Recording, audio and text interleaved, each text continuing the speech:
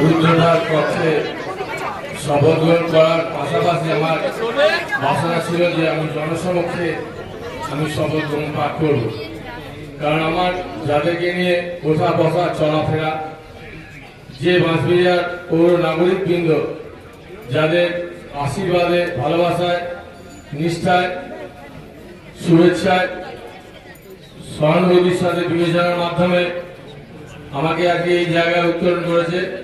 পাশাপাশি আমার যে টিম, আমার পৌরসভার সমস্ত কাউন্সিলরবৃন্দ, আমার ভাইস চেয়ারম্যানবৃন্দ এবং সিআইসি যারা আছেন, সকলকে নিয়ে কাজ করব, এই অঙ্গীকার আমি করে আমার কথা বলা শেষ করলাম। নমস্কার। আমাদের বর্ষিয়ান নেতা এবং কাউন্সিলর আমি তাপস মুখার্জির নাম চেয়ারম্যান হিসেবে প্রস্তাব।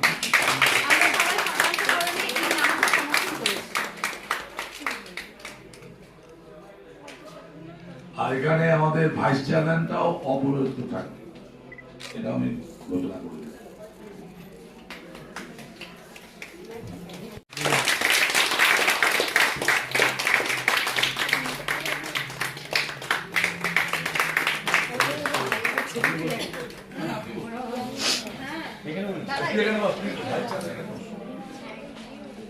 সিরিয়াসলি তোমার 10 বছর পরে গেছে, সিরিয়াসলি হচ্ছে।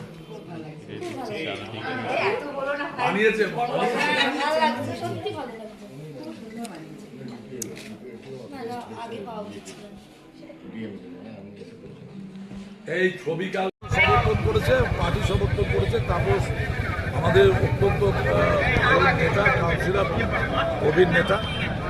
তাকে তাপস মুখার্জিকে চেয়ারম্যান করা হলো এবং আজকের অনুষ্ঠানে সরকারকে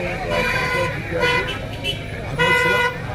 আর আমি যেহেতু শুনেছিলাম এসে এখানে টাকা একটু কম আছে পরিষেবার জন্য, আমার এমএলএ ফান্ড দিয়ে 10 কোটি টাকা